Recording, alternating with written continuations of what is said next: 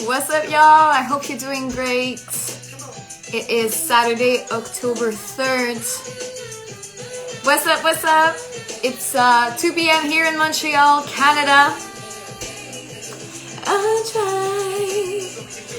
Welcome to EyeThoughts. Welcome to everybody tuning in. I appreciate y'all.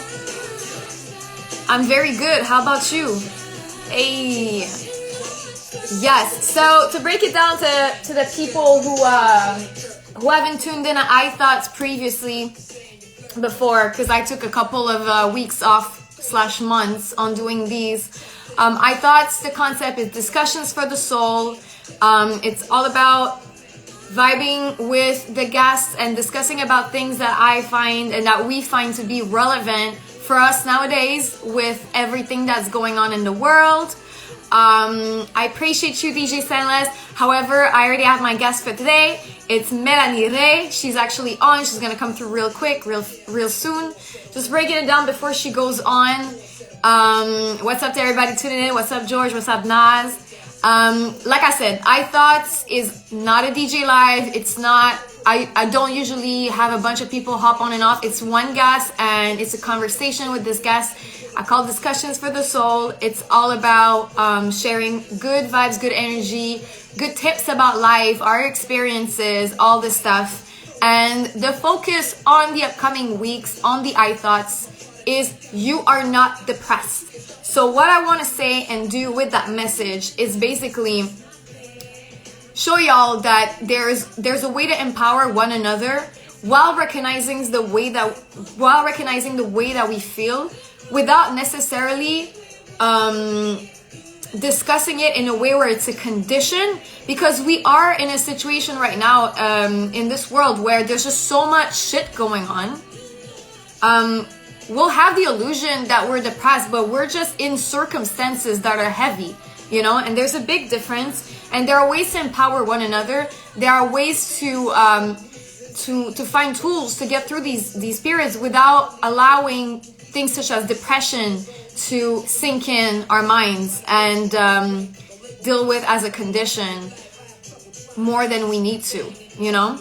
So without further ado, Melanie sent me that request so I can hop on the live with you so that we can start this EyeThoughts. Once again, everybody, thank you so much for tuning in. I super appreciate it.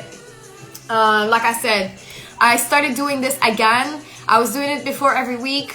Stopped for a little bit. I was, I changed my artist name. There's a lot of stuff going on, and I felt compelled to start it all over again because we just started actually doing a second lockdown here in Montreal, Canada, and a lot of people here are tripping. It's really hard for a lot of people right now, so I felt it would be the best timing to start the EyeThoughts again and to focus on, discussing how we can empower one another. All right, I'm gonna try to check if Melanie's here and ready to hop on. Oh yeah. Oh yeah, we're about to connect with Melanie straight out of New York. Hey! How are you? How are you doing, girl? Good. I can't even complain, girl. Yeah, you're looking good and everything. Aisha's gonna have her lipstick on. I'm gonna put my lipstick on too. Yes, she's like, listen. How are you? How's the flow? How's it going? I'm okay. I'm really glad that we're connecting today. It's been a couple of intense weeks. Like, I would say that September for me was a little bit harder than the previous months. So I felt it. The first few months we did some lives together, and I was really focused on meditation and empowerment and being doing things and expanding, right? And then I did all these things, released music, changed my artist name, and then it's as if all this rush was the adrenaline of all these events sort of slowed down, and September came through and all this stuff was still up in the air with the industry here in Montreal, and it just kind of hit me hard, and I was like, man, I'm not feeling good. I am not feeling I'm not the same person that I was a couple of months ago, Yeah. And then a few weeks, actually, couple of days, not even like I would say maybe 2 weeks ish ago, I was like, I just had an epiphany again. I was like, okay, it's time to get my shit together again, you know? So, but it's like that. It's roller coasters, right? Right.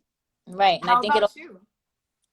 honestly, I have to agree. I have my moments where I have like a flow of like understanding that this is just now and it's not forever. And then there's times where I'm like, I don't want this to be my reality anymore. But Yeah.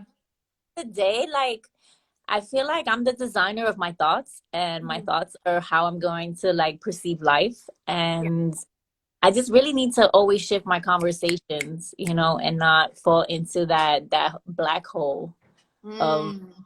you know, and it's all about, how I rewire myself on a daily basis, you know, Yes. in the morning, and feeding myself exactly how I want to think, how I want to feel, how I want to behave. Because if I have mornings where I don't check in, that's when I like really have like a shitty day, to be quite honest with you. I feel that. I feel that because that's exactly what happened. In August, I had all these things that were like coming out, and I would wake up in the morning, and instead of doing my routine with the whole meditation, not opening my phone right away, doing all these things for my self care and my psychic, um, I would just go straight into, okay, yeah, I need to answer this message about the release, and boom, boom, boom, and I lost track. Like I completely lost track. And it's like one day I didn't meditate. I was like, it's okay, it's only one day, right? And then the second day, I'm just like, I don't know, I'm thinking about, I have like negative thoughts all of a sudden. And because I'm not chasing them away with my usual techniques, they start instilling themselves a little bit more and more. And then next thing you know, your motivation, it's like eating, right? If you start eating bad foods, then the next day you kind of want to eat bad foods again, and it gets worse and worse, and then it becomes a habit, and then you're not even realizing that it has become part of your daily choices, you know? Right, right. It gets programmed, it gets systematic. Yeah, and I feel like the thoughts was like that for me, you know? Yeah.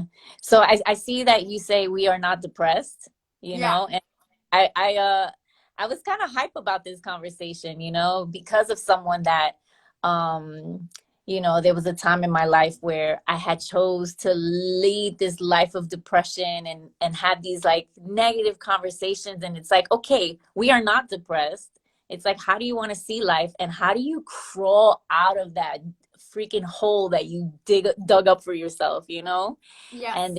so many different tools, and there's just so many different options that us as a society have, probably more than what our parents had access to For with sure. the internet, the age of information. Mhm. And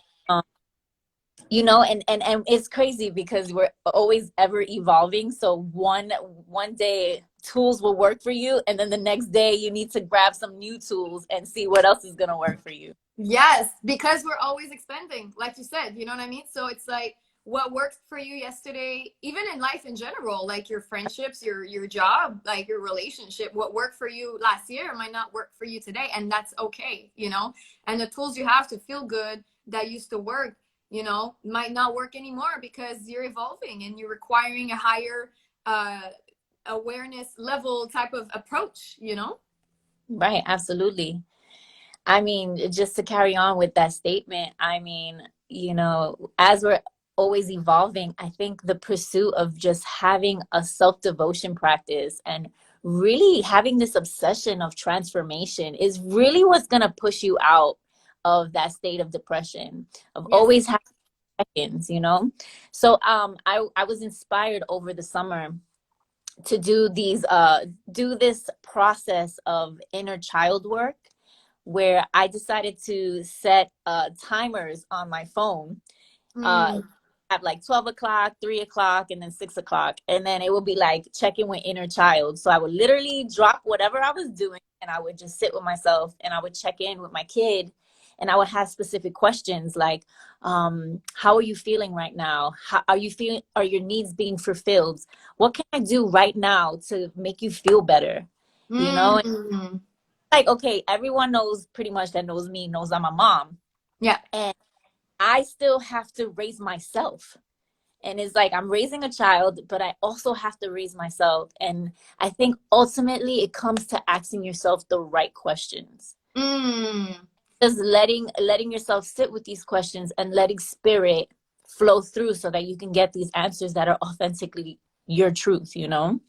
So that you can be like sort of, I just want to hop on it for a sec, so that you can be like open with yourself. Because if you don't ask yourself the questions, you'll never really seek for the answers, you know?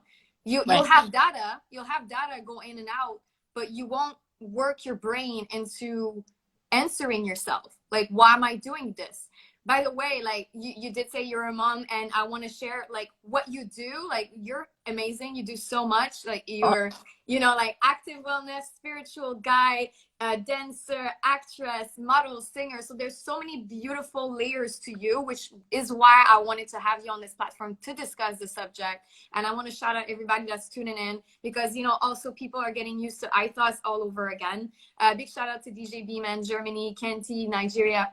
I appreciate you guys tuning in. I think it's really cool that we're having artists as well tune in, and people from all types of walks of life. But, you know, I know the artists have been affected by this pandemic a lot, you know, because of our jobs. So this is all stuff that we're going to cover through the live. So I just wanted to say that once again. And I want to hop on and continue talking about what you were saying, because I love the idea of asking questions to ourselves.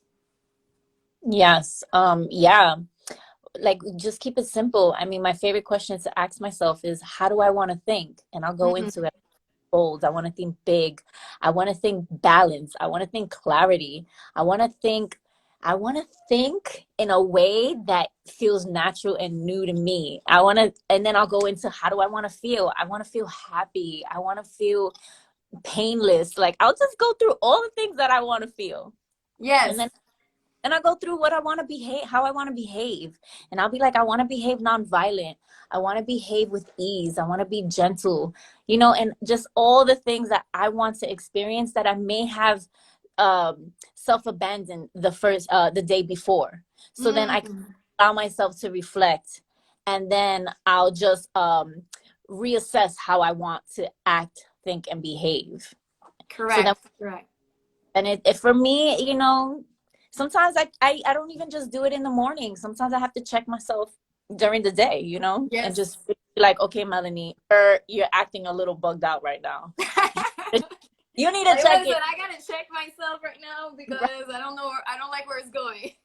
And I've actually said that. I'd be like, excuse me for a second. I need to check in right now, because I feel you, because I do that as well. Like, I've had a couple of moments, even in the last week or two, where I just, you know, my old self sort of like comes out, you know, because I let it, you know, and then like, but it's not even that bad, but it's because I'm so worried about what I'm gonna send out energetically to the people around me. So I have to check myself back, like, what is it that made me want to express myself this way that I feel is lower than the vibration that I'm on right now? Is it my connection to that person? Is it the topic of conversation? Is it where I am now? Like, you know, there's all these elements that I'm questioning, and I'm like, is it because I'm getting myself out of depression, and these are my comfort trauma zones that I used to go to justify my pain? Like, what is it that I'm doing, you know, that is making me feel not so happy about what I'm putting out there? You know what I mean? Yeah, and you know, and if we really break down the word depression, and what's on the other spectrum of depression is just a lack of expression. So Yes. it's like, where are we not expressing ourselves? Are we not expressing ourselves to ourselves? Are we not expressing our needs to the person that we're in conflict with? Or like, whatever it is that you're mirroring at that moment, like, where is that lack of expression that's leading you down that road of suppressing your feelings and suppressing your needs and not really showing up for yourself, you know? So yeah, these questions are really essential, and your relationship is really essential, and how you speak your spells are really essential, because how you're speaking is going to be how you're thinking, and then it's just going to play out into a big, as I call it, arroz con culo. Yeah, no, but I like that. What did you say? Roco culo? Arroz con culo. Okay.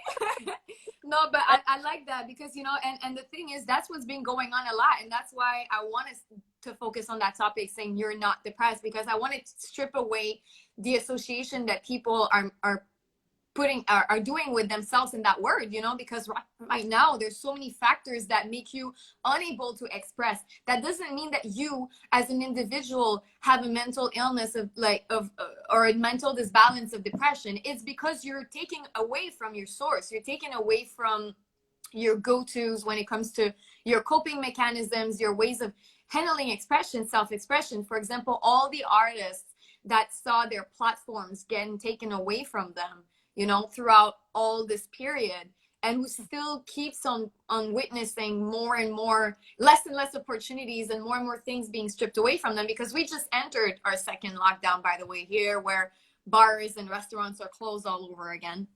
So, you know, we had reopened, so DJs and musicians that started performing again a little bit, you know, and then shut up again, you know. But while we were performing, there were new rules. We couldn't make people dance, you know, and but salaries were cut, and all these things were going on based on COVID.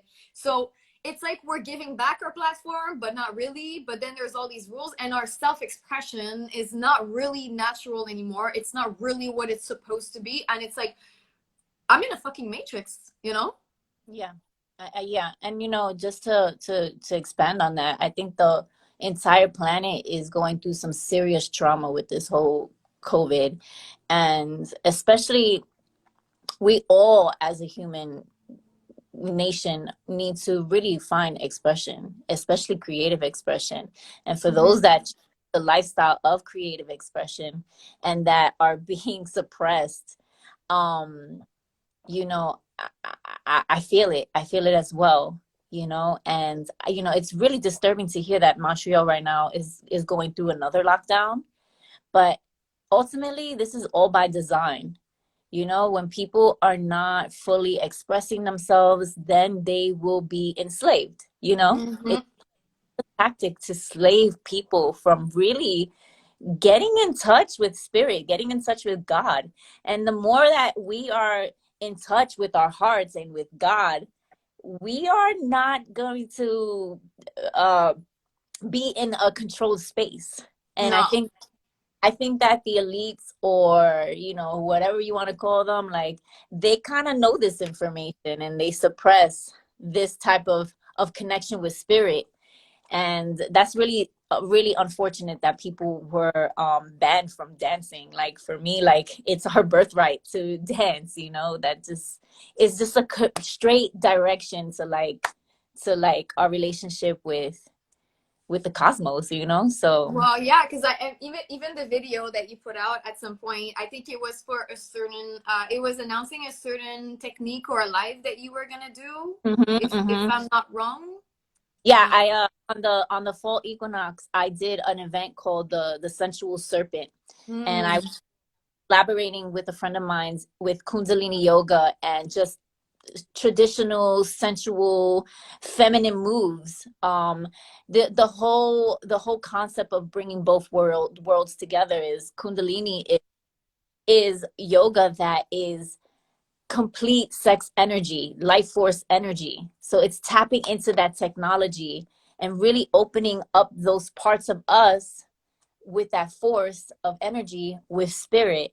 And then the power of femininity, and, you know, just my relationship with the feminine energy and being a woman and my ancestral background. I had such a misconception what it was to be feminine and what it is to be masculine, you know. Yeah. And what I'm learning is that being a feminine energy, it's about being an attractor. A feminine woman doesn't have to force and make it happen and cook and clean and blah blah blah and have all this list of things to do just to be a woman, you know. It's like too much pressure, right? But it's about being this essence of radiance and just being like a magnet for everything just to come into your life. And it is a completely different operation from what I was raised on. So right now I'm in the process of reprogramming myself with feminine energy, that I wanted to share it with, you know, the women that came to the event, and it was beautiful. And I And got to share what the Yeah, no, again. yeah, I was gonna say it was beautiful, and what I loved about the video is that you were so free, like you were on the beach and you were just dancing and you were embracing your body. And I think I even commented, like, I actually do that. Like, I know I had a good day when I do like a dance party in front of my mirror in my bathroom, but like, you know, like I literally, like, before I go to bed, I'll just, and sometimes I'm completely, like, full disclosure, I'm completely naked in front of my mirror and I'm dancing and I'm like, I'm making love to my body in a way where, you know, it's not like a it's just a different type of connection, you know what I mean? And I'm just enjoying every, like, way that I move and the fluidity of everything. And it's just doing that for a couple of minutes, it's almost calming. Because to kind of bring it back and to tie it into what you're talking about, I think most of the time when we do start feeling low vibration, is because we're not feeling safe. I think safety is super important. And the first type of safety we need to feel is from within. Like, we need to feel safe about who we are. And in order to connect the body and the mind, you need to do that. Like, you know, and that's why I wanted to bring it up. A great technique is tapping. I don't know if you're into that. The tapping. Yeah, yeah, Yes. yeah. Yes. I mean, I don't know in detail, but I do definitely tap my body. And I learned from I learned that shamans in South America, to tap into their heart, they rub and then they tap into their heart. Hmm. So I can directly connect. And I do that often, just because Yeah, I was very conditioned, and I think I think everybody's conditioned to operate in a way where we dismiss our heart. And actually, I learned just a little bit of science, that we have these cells that operate like neurons, like brain neurons. And it's actually our interactions with people that the first response and the first thinking of how we feel them actually goes from our heart and then processes to the brain. And I was mm, opposite. I always thought it was the brain operating by itself, and it's yeah. actually heart to heart connection. And Hmm. um, I also been really practicing how to build that relationship first with my heart, with myself, and creating openness to have heart to heart connections with other people. So Yeah. yeah. I mean, that's the thing. Is like, at the end of the day, it's whatever works for you. You know, I was introduced to tapping by one of my healers a couple of years ago, and basically it's because we have, like, at those extremities, we have receptors that connect straight into our brain. The amygdala, as, am I saying it right? The The, amygdala, like, the in big, English. I just want to make sure I'm saying it right in English. But that amygdala is what's taking care of the fight or flight response when it comes to anxiety and when it comes to fear. You know, so it's when you touch those receptors, you know, and you tap and you do positive affirmations, you're rewiring yourself, you're rewiring your thoughts and your connection, so that you can respond differently to you know, fear and to anxiety and to the feeling of lack of safety, you know. And that way it's like a reassuring, like, you know, you'll go like, okay, I am loved, I am beautiful. And at first you isolate, like, the frustration or the pain that you're dealing with, and you rewire, I would say you you change your narrative, you know. and absolutely. and I think changing the narrative is important. And that's again something that my one of my healers said one day. She was like, Sophie, because I kept bringing back my past to justify the pain that I've been through, to justify my storyline. Because, you know, a lot, especially in music, it's like, you know, who you are, what you've been through, like, what's your story, you know. And sometimes, like, so many times I was like, you have no idea, like, I've been through x, but never felt good to always tell that story over and over again, you know. It may have, like, shown people that I worked to be where I am today, but it just killed me a little bit more that day to tell that story all over again. And then at some point somebody told me, they're like, Sophie, you just got to change your narrative. Like, this is no longer your storyline today, you're a different person. Do you, how, because you, I feel like you're talking about the same thing a little bit when it comes to rewiring yourself, right? Absolutely. Yeah, it's all about changing the narrative. It's all about, working on seeing your past and finding ways, whether it's tapping. I right now I'm going through therapy. It's called havening, Mm. where you rub yourself for safety, and it produces, um it produces the same thing where you're rewiring and you're having the ability to lower your emotional responses to those triggers and traumas. So it's the same Mm. as tapping, just touching, like sensual touch. There you go. And and it's just about, like I said, using, as you said, the safety, and using these techniques to really lower the emotional response so that you can see your past as like a third person or like a watcher of a movie, and really allow yourself to come out of the space instead of continuing to relive these traumas Mm. if it's going on, because your body won't know if it's happening at the moment or it's a past memory, so then you're having these emotional responses and they start getting deepened and deepened and wired and wired and wired. That's why sometimes it's really hard for people to come out of these traumatic responses, because they keep kind of engraving it in themselves. So yes, I think that finding whatever works for you to really rewire yourself and rewire the narrative, and just see that you're a survivor of it, and you can just redesign the life that you truly want to live, and just see it as a watcher. Yeah, and I mean, I think truthfully, no matter what, no matter what's been going on, there's always going to be a temptation for you to go back to those negative thoughts, and I mean, like, I not always to the same level of intensity, because as you grow stronger and stronger into your mechanisms of healing yourself, obviously you'll have better tools, and it'll be easier for you to call yourself out when you feel yourself slipping. But I mean, ultimately, that life is a roller coaster, and you'll be tested throughout your evolution. Maybe you'll be going up, but it's going to be like going up like this, you know what I mean? And Mm. but the thing is that slowly but surely, when you do start applying mechanisms and like truthfully wanting to help yourself, like, you'll realize that it's getting less and less hard. So we're getting a question: where do I Yeah. start? I do begin my journey of redesigning my life and healing. That's a very good question. What would you say, Melanie? Like, how do you start? Because if we're used to it, it's one thing, right? But how do you start when you don't really know, like, what's up, what to do? That's such an in-depth question, because everyone has a different journey and a different path. But if Mm. someone is asks me, where do I start?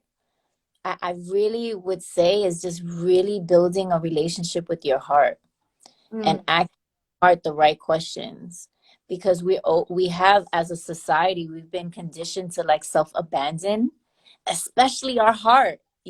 And we think that the heart is just kind of something that's inside of us, and like we're kind of, there's like a separation. But to have that understanding that we operate heart first and then we just follow through. Mm. So I would say definitely checking in with your heart, meditating, and having conversations with heart. Um, and also like having, I think, journaling is so important. Journaling is so important. And whatever that it is that you're journaling is because you're writing in the frequency that you're designing your life. You're the author of your life. So Mm. to stray away from the old narrative and be so conscious of the new narrative that you want to, of what you want to redesign your life. And Mm. then once you have that clarity of how you want to redesign your life, that's when you grab another notebook and you have your goals, Yes. break it down so that you're doing it brick by brick, and have like your morning routine of how you check in, like, and there's just so many ways of how you get started, but you just got to be fed up of your old self and just make one step at a time to the new transformation of yourself. That is so true, because it is like you kind of have to have this not have to, but I mean, like, it sort of helps when you have this epiphany and you're like, I can't deal with this anymore. Like, I can't be this miserable anymore. Like, you know, I gotta do something about it. And I have it a little bit of an anecdote. I don't know if that's a word in English, but in French it makes sense. A little bit of a story to tell about that, because right when the pandemic started, I was dealing with a deception, like a big deception. I felt like super depressed for a couple of days, you know, to the point that I was on the phone with one of my friends and I was like, you know, I would like legit take away my life right now, you know? But I said it and I knew I wouldn't do it, but I needed to say it, to hear myself say it, so that I would be like, holy shit, I need to get out of this. You know what I mean?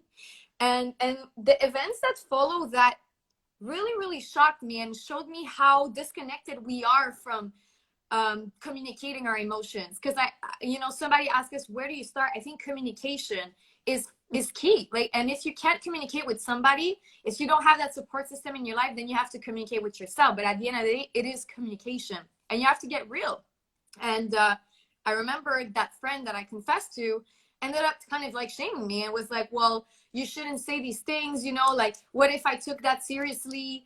Like, you know, you can't play with these words about taking away your life like that. Like, it's manipulative and it's blah, blah, blah. And I was like, excuse me? Like, I was like, I needed to say this in order to hear myself. Like, and if you think that me opening up about the thoughts that cross my mind and the pain, you know, and the way it reflects in what I would do about that pain is bad or manipulative or unhealthy, then there's an issue here. You know what I mean? And I just thought it was so sad to get that response. And I thought to myself, thank God I'm strong enough. But what if that person would have reacted like that to somebody who really did not need to hear those words that day, you know? And it showed me to which extent we're trained to be ashamed of our feelings. You know what I mean? And this is why we end up remaining in that state of depression, is because we're ashamed of facing the things that we feel, you know? You might wake up one day, just like, you might wake up one day and like want to die. You know what I mean? That doesn't mean you're going to kill yourself. But to sit in that emotion and be like, man, I feel like death today, you know what I mean? And to sit in it and really feel it makes you go like, okay, how do we get from there? How do we go up? Do you feel me? Yeah, no, I definitely feel you. And I think that, you know, just to piggyback on the first things that we need to do is just get really clear on our needs and how we are going to fulfill our needs. Not out of how, who, and what, and da-da-da, and what materials and is going to fulfill our needs. It's like, how do we break all that stuff down and really get clear on these things? And this summer, I decided to learn nonviolent communication. And as you shared, you know, when you opened up and expressed, you know, maybe you know, you were just kind of twisted in what you didn't know maybe at that moment what you needed, you know, for that fulfillment, for you to feel to feel fulfilled in your own needs. And it came to that spectrum that was, you know, and maybe that was okay. We can look at it as that was a violent way of speaking to yourself.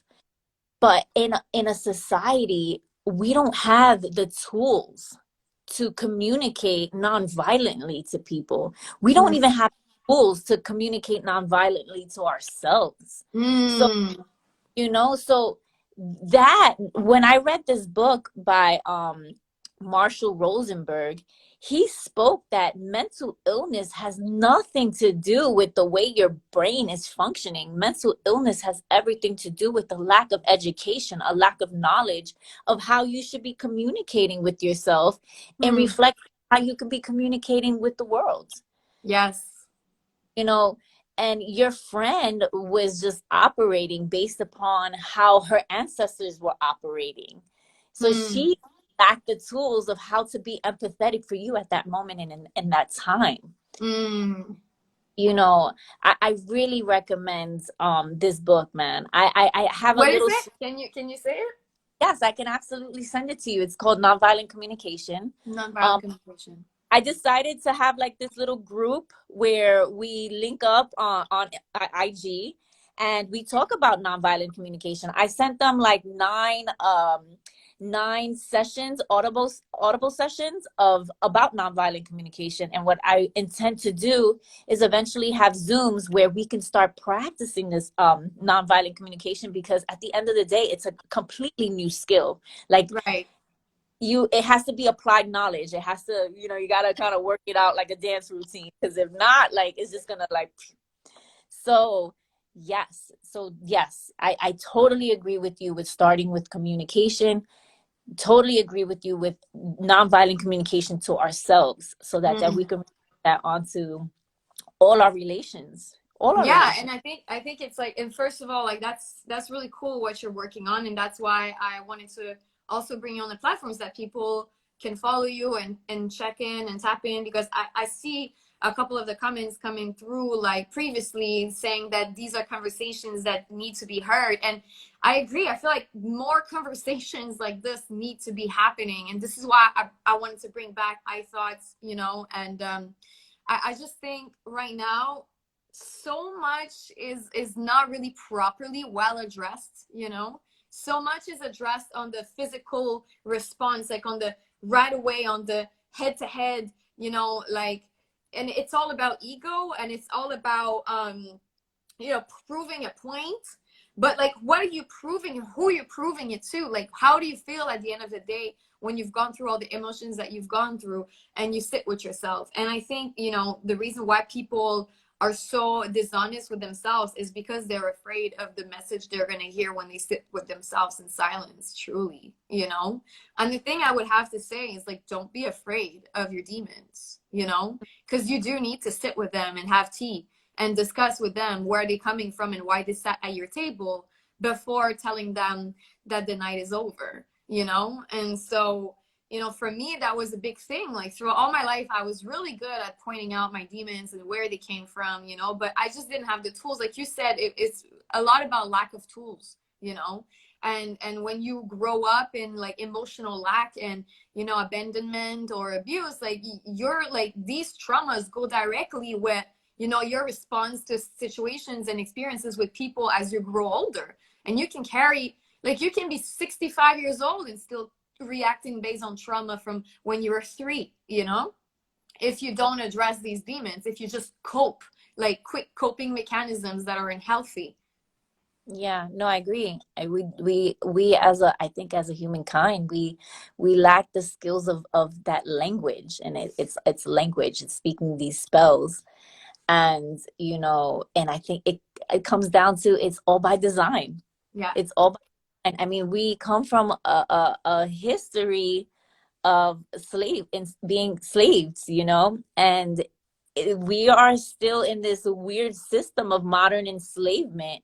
So of course, by design, they're, the powers of be, or whatever we want to call them, they're not going to want us to have this type of language where we can be empathetic and see our humanness with one another, because that completely breaks the system. Of course, because the system was built on, having people that are dealing with fear and trauma and anxiety to function, so that the people above can be just doing whatever they're doing, and the rest is just executing to make the machine work, right? So we're kind of like, I feel like we're taking on a big role. We're sort of like fighting against the machine when we're trying to become, awakened spirits on this earth, but that's also the beauty of it, because if we weren't, then we'd be submissive to whatever we were born to be, and we're born to be so much more than what we're being submitted to do and to be, and to kind of like bring it back to people that are just tuning in, because like, you and I, like, I feel like we can go like so deep into things, but I do want to bring it back for the people who ask the question, like, how do you start, like, to help and heal yourself? And it came to my mind, and I've been mentioning it before in the previous EyeThoughts. It's a very clear, easy breezy start that my healers gave me years ago that really helped me. It's waking up to 10 things you're grateful for, Three Right. things or people you're forgiving, and 10 minutes of silent or guided meditation. Anybody can do it. You don't need money for this. You don't need anything. You just need 15 to 20 minutes of your time, you know, and you wake up. You just, before you open your phone, before you open up to possible traumas from social media and all the stuff that's being shared, you just keep it in silence. Or if you want to put some music that you vibrate to, and you just think thoroughly about 10 things you're grateful for. And it can be the most basic things, but this is love language to yourself, you know? Right. And then you forgive yourself for 3 things, or forgive 3 people, whatever the case. I often forgive myself because I'm so hard on myself every day. Okay, I forgive myself for blah, blah, blah, being judgmental towards X action, or this or that, or doing this or saying this. It's okay. I let it go. I let it go. And then sit in silence. Anybody can do this. And that's like a great start, to my opinion, to start communicating with yourself, you know? Yeah. And I definitely do the same thing. I wake up in the morning and I go through my list of gratitude. The list of gratitude would make you check in and be like, yo, I live a really fortunate life right now. I mean, I got clean water. There's people in the world that don't have clean water. And, right? you know, it's just these little things that I just put in there, and it puts me in perspective of how my life is full of luxury. You know, to even have toilet, like, it's a luxury, you know. It's these It's small like to small just luxuries. Yeah, exactly. to check in with, because when you're in a place of gratitude for what you have, you kind of stray away from what you lack, and what you lack becomes so small, you know. And I totally agree with that. I totally agree with, I love the whole forgiveness thing. I definitely want to implement that in my morning routine, and sitting in silence. And, you know, and if you need to ask yourself a couple of questions while you're sitting in silence, and letting spirit like flow through you, and to, you know, get these answers, to really have like a, you know, I guess like a rounded morning where you can just continue on. But you're building yourself up, you're coaching yourself. So In I totally French, there's a word called revigorer. Like it's kind of like freshening up. You know what I mean? Yeah, I saw a comment asking for me to keep this on IGTV. For sure, guys, this is going to be on IGTV for the parts that you guys missed. But yeah, no, that's exactly it. And also, you did mention prior in the convo that you sometimes also have to do it throughout the day, right? So I have this calendar, and this is all I'm sharing this as techniques, like to help one another, because it worked for me, so it might work for you too. And for anybody listening, I have a calendar, and so I do this thing in the morning, the 10 things I'm grateful for, the 3 things I'm forgiving, and the meditation.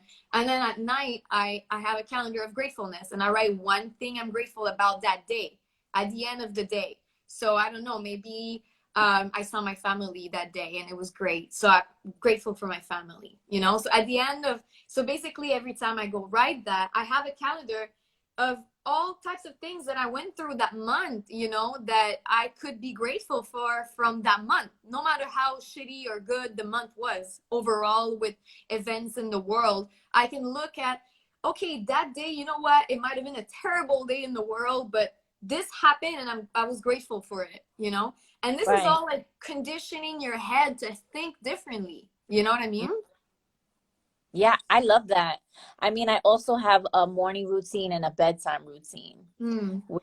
Know, I sit in front of my altar and I just think about all the things that are just was very loving, you know, like whether my daughter was like, "Mommy," my daughter says the cutest things, "Mommy, you're a beautiful woman of your own will." And Look at her. I'll think about things like that. And then sometimes what I do is I'll ask spirit questions like, you know, spirit, what do you think that I need to give up? What do you think that's not serving me in my life right now? Mm. Spirit, what is it that what areas of my life do I need to just let go of? And sometimes it comes to me in my dreams. Mm. And you know, it's a really interesting segue to like allow these questions to then formulate, and then I wake up in the morning and I get my answer. Mm. I like So that. yeah, and it's been legit, like very, very clear. And yes, we all dream, but I'm not much of a dreamer like that. Like some people, they have way more dreams than others. So for when I ask these questions, those are really nights where I get those really clear visions. Mm. That's just something that I do. So that's a And tool. but yeah, Put in but the tool. that's amazing. And this is like when you mean like dream, are you talking about daydreaming? No, like straight legit sleeping, and I wake up in the morning and I remember them. Wow. Oh, that's amazing. That means that you were really living through these thoughts of your subconscious in that Yes, dream. Yeah, that's yes. pretty good. That really means that you are connected. It's funny because I had that comment from my healer this week. She was like somehow I'm getting the message that you need to write down your dreams in the upcoming days because you're going to be receiving messages. I was like, okay, I need to do that. I need to tap into my dreams a little bit more because there's this whole way of thinking that dreams are telling the future, but the fact is your dreams are telling your subconscious what's in your subconscious. Hmm. So things that you sometimes have even blocked from trauma is going to come up in dreams and messages. It's not talking about what's going to happen to you. It's talking about how you're processing a certain situation, you know? Right, And right. yeah, it's interesting to stay in tune with that in that sense of it. Yeah, yeah. I mean, I don't know. Like, I have such an interesting relationship with dreams, but I feel like whenever I ask the right questions, I get the right answer. And then Mm. it's very clear. As long as the questions are clear, correct? Yes, Mm. the questions have to be very clear. Like, what am I afraid of? Like, in a certain situation, what am I really afraid of? And like, literally, I'll have the dream of like being very clear that I'm afraid of, and just seeing myself as worthless. And then I'll be like, Yeah, okay, morning, and I'll look at my life, and then I'll recheck in and be like, okay, like I am worthy. Look at all the beautiful things that I have yeah, created. Yes, I fail in one area, but then I'll get up and try it again. So it's just a really amazing dynamic of how you can just ask the right question, use your dreams, and really create the answer for yourself.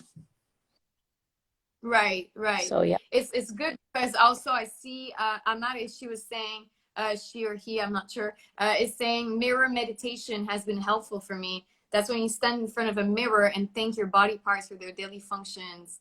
That's pretty cool, and that kind of is related to what I was saying earlier with my like little dance party before I go to bed in front of the mirror.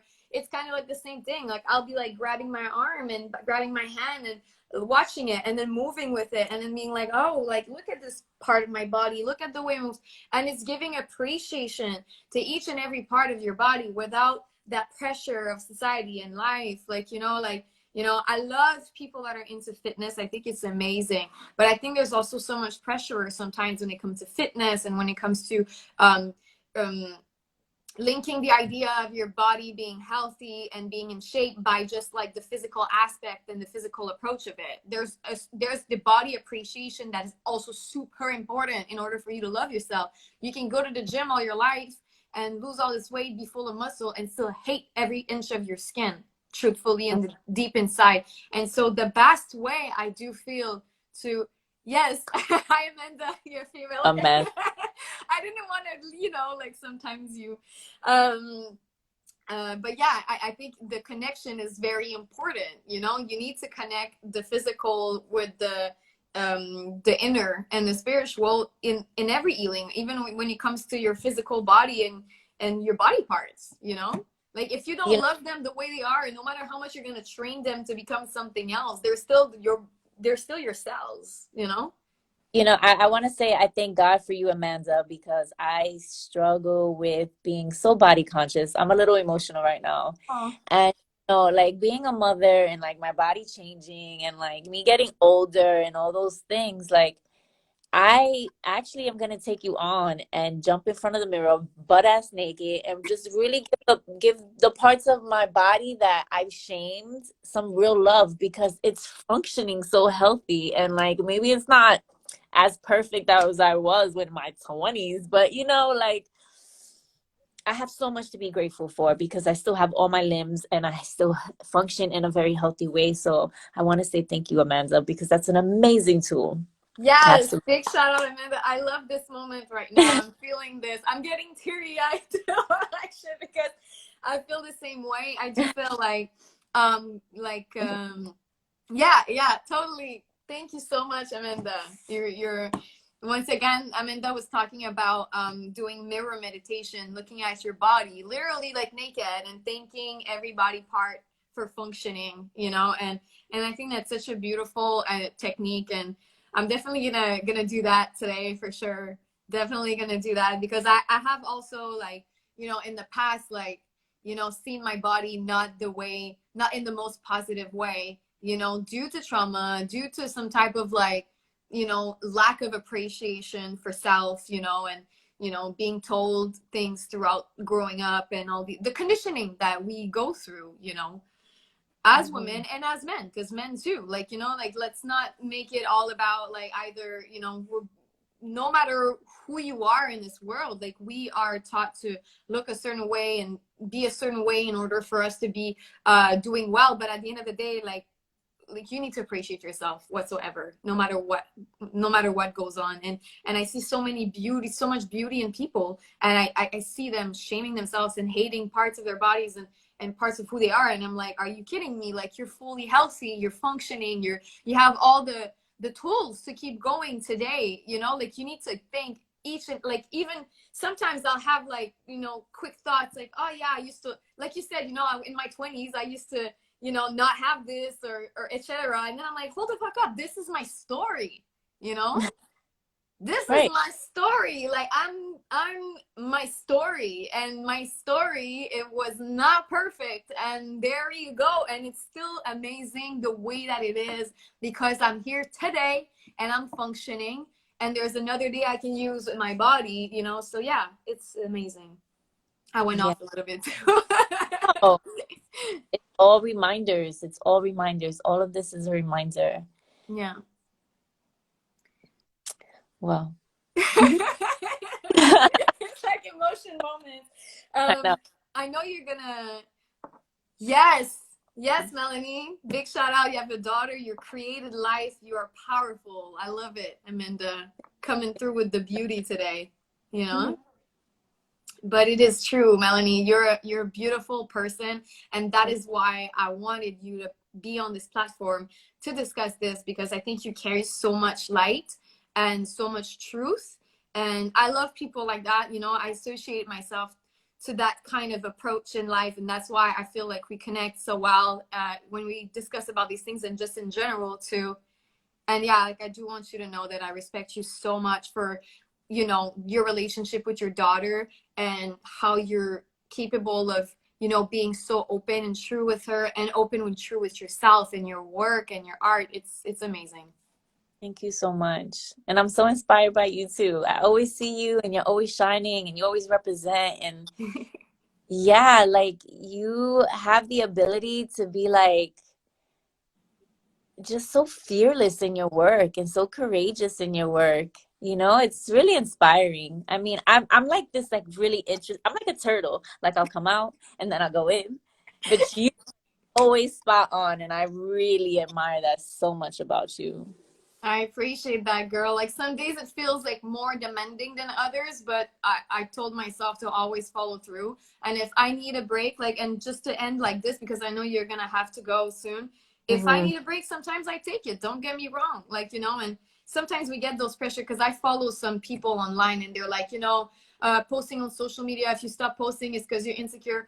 Whatever the fuck, man. Like, sometimes I need to not post. Like, not because I'm insecure about my content, just because maybe I didn't create content that I wanted to post, or maybe I don't really want to be online, or like that. You know what I mean? And that's okay too. So yes, it's okay when you're full on mode to be, like, not afraid of the content you're gonna put out, because you never know who you can inspire. But it's just as okay to not put out something or anything for a couple of weeks or days or whatever, because you need to process other things, you know. Right.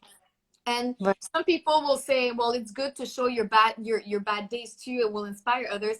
Yeah, but you can show it in different ways. You know, basically there's no perfect formula, but I do believe that the things we talked about, the go-tos, like when it comes to communicating with yourself in the morning and at night and throughout the day, are the basics to start from to heal yourself. Because you are not depressed, you're just dealing with shit. You know, this life is just intense, you know? Right. At the end of the day, it comes down to choice.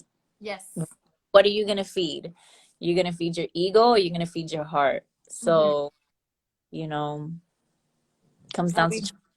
we both know the good answer to that. Right. Yeah. Well, girl, it's just amazing to have had you. I don't know if you have like one last word you want to say before we call it a day for this live. On the subject of being depressed, yeah, I just want to end it on, you know, it's all choice, and leave it at that. You're either gonna choose to stay swimming in your shit, or you're gonna get out, take a shower, go wash your ass, and do what you gotta do. Yeah. Yeah, in the most nonviolent way. Yes, in the most yes. Not most nonviolent way. Go wash your ass. Go look in the mirror. Do what you gotta do. Don't be sitting in it, because you are worthy of it. That's it. Yes, yes, exactly. I love this. Well, I know you gotta go. Thank you so much, Melanie. Melanie Ré, everybody tuning in from New York. An amazing active wellness, spiritual guide, dancer, actress, singer, model, and a mom, a beautiful mom, you know, and a creator, a creative. I love it. I love you, girl. It was such a pleasure to have you on this platform. Absolutely, such a pleasure. Thank you. I'm so honored. Thank you, girl. And everybody else, stay tuned for the next EyeThoughts, and we'll definitely keep y'all posted. Thank you so much, Mel. Bye, honey. Thank Bye. you.